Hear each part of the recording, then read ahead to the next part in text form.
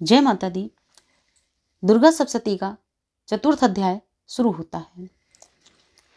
इस अध्याय में इंद्र आदि देवताओं द्वारा देवी की स्तुति की जा रही है। महर्षि मेधा बोले, देवी ने जब पराक्रमी दुरात्मा महिषासुर को मार गिराया और असुरों की सेना को नष्ट कर दिया, तब इंद्र आदि समस्त देवता अपने कंधे तथा गर्दन को झुकाकर भगवती की स्तुति करने लगे। जिस देवी ने अपने शक्ति से यह जगत व्याप्त किया है और जो समस्त देवताओं तथा महर्षियों की पूजनीय है, उन देवी जगदम्बा को हम भक्तिपूर्वक नमस्कार करते हैं। वे हम सभी का कल्याण करें। जिनके अतुल प्रभाव और बल का वर्णन भगवान विष्णु, भगवान शंकर और ब्रह्मा जी भी नहीं कर सके, वे चंडिका देवी इस संपूर्ण जगत का पालन करें और अशुभ भय का नाश करें। पुण्यात्माओं के घर में तुम स्वयं लक्ष्मी रूप में हो, पापियों के यहाँ दरिद्रता रूप में, शुद्ध अंतःकरण वाले मनुष्यों के हृदय में बुद्धि रूप में, सत्पुरुषों में श्रद्धा और सत्कुल में उत्पन्न पुरुषों में तुम लज्जा रूप में होकर उनके घरों में निवास करती हो। हम उन भगवती दुर्गा को नमस्कार करते हैं। हे देवी, इस विश्व का पालन करो। हे देवी, तुम्हारे अचिंत्य रूप, असुरों का नाश करने वाले भारी पराक्रम तथा समस्त देवताओं और दैत्यों के सम्मुख युद्ध में प्रकट किए हुए जो तुम्हारे अद्भुत चरित्र हैं, उनका हम किस प्रकार वर्णन करें। हे देवी, तुम संपूर्ण जगत की उत्पत्ति का कारण हो। सत्व, रज और तम तीनों गुण होते हुए भी आप में दोषों का अभाव है। हे देवी, भगवान विष्णु, शंकर आदि किसी भी देवता ने तुम्हारा पार नहीं पाया। तुम ही सबकी आश्रय हो।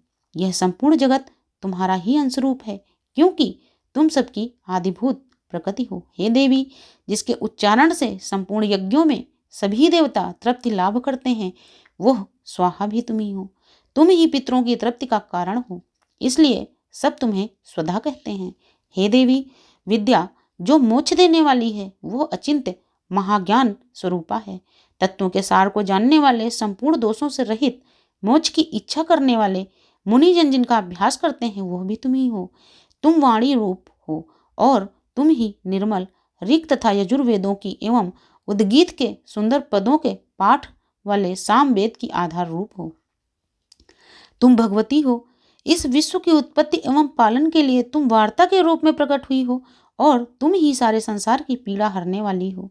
हे देवी, जिससे सारे शास्त्रों का ज्ञान होता है, वो मेधा शक्ति तुम ही हो और दुर्गम भवसागर से पार कराने वाली नौका भी तुम ही हो। लक्ष्मी रूप में विष्णु भगवान के हृदय में निवास करने वाली और भगवान चंद्रशेखर द्वारा सम्मानित गौरी देवी भी तुम ही हो।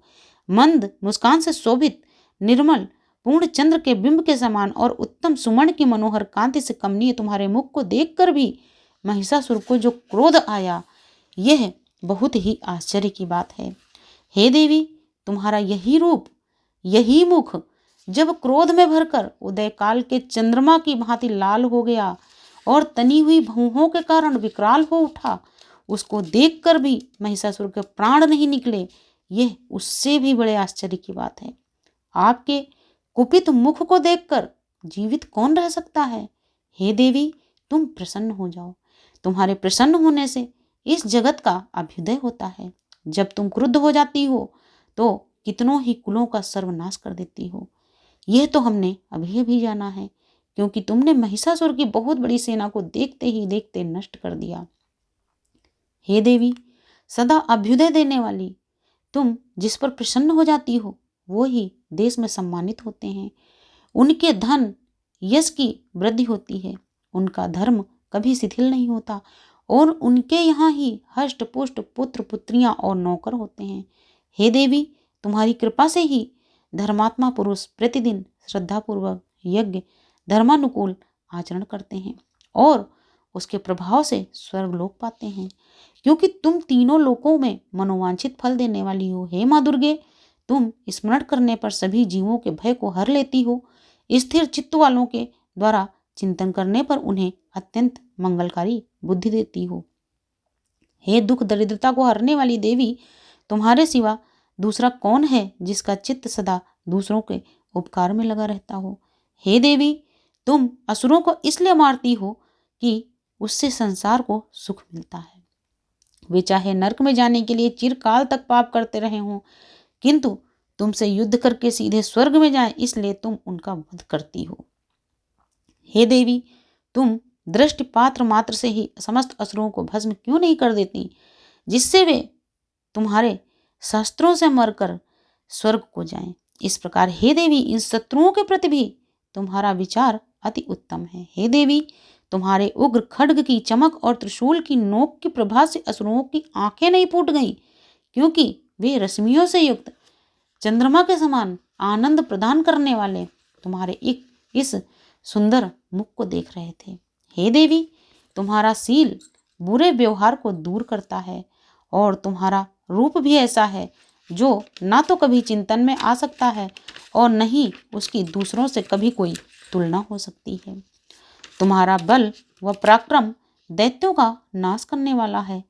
इस तरह तुमने शत्रुओं पर भी दया ही प्रकट की है। हे देवी, तुम्हारे बल की किसके साथ तुलना हो सकती है, तथा शत्रुओं को भय देने वाला इतना सुंदर रूप भी तुम्हारे सिवा और किसका हो सकता है।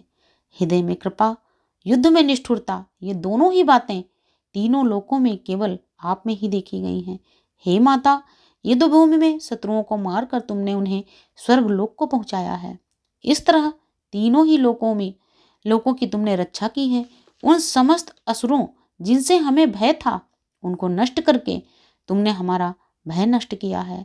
तुम्हें हमारा नमस्कार है। हे देवी, तुम शूल एवं खड्ग से तथा घंटे की ध्वनि और धनुष को घुमाकर पूर्व, पश्चिम, उत्तर तथा दक्षिण दिशा में हमारी रक्षा करो। तीनों लोकों में जो तुम्हारे सौम्य एवं भयंकर रूप हैं, उनसे हमारी तथा इस समस्त पृथ्वी की रक्षा करो। हे अंबिके, आपके कर पल्लुओं में जो खड्ग, शूल और गदा आदि अस्त्र सुशोभित हैं, उनसे हमारी रक्षा करो। महर्षि मेधा बोले, इस प्रकार जब देवताओं ने जगत माता भगवती की स्तुति की और नंदन वन के पुष्पों तथा गंध चंदन आदि के द्वारा उनका पूजन किया और फिर सबने मिलकर जब भक्तिपूर्वक उन्हें दिव्य धूपों की सुगंधि निवेदन की, तब देवी ने प्रसन्न होकर कहा, देवताओं, तुम सब मुझसे मनोवांछित वर मांग लो। देवता बोले, हे भगवती, आपने हमारा समस्त कार्य सिद्ध कर दिया है। अब और कुछ भी मांगना शेष नहीं रहा, क्योंकि आपने हमारे शत्रु महिषासुर को मार डाला है। हे महेश्वरी, आप फिर भी यदि हमें कोई वर देना चाहती हैं, तो बस हमें इतना ही वर दें कि जब जब हम आपका स्मरण करें, तब तब आप हमारी विपत्तियों को दूर करने के लिए हमें दर्शन दें। हे अंबिके, जो कोई भी आपकी स्तुति करे, आप उसे वित्त, समृद्धि और वैभव देने के साथ ही उसके धन और स्त्री आदि संपत्ति को बढ़ाएं तथा सदा हम पर प्रसन्न रहें। महर्षि मेधा बोले, हे राजन, देवताओं ने जब अपने तथा जगत के लिए देवी को इस प्रकार प्रसन्न किया, तो वे तथास्तु कहकर अंतर्ध्यान हो गई। हे भूप, जिस प्रकार तीनों लोकों का हित चाहने वाली वे देवी देवताओं के शरीर से प्रकट हुई थी, वो सारा वृत्तांत मैंने तुमसे कह दिया। इसके पश्चात दुष्ट तथा असुरों तथा सुम निसुम का वध और सब लोगों की रक्षा करने के लिए वे जिस प्रकार गौरी देवी के शरीर से प्रकट हुई थी, उसका मैं यथावत वर्णन करता हूँ। चतुर्थ अध्याय समाप्त हुआ। बोलो दुर्गा मैया की जय।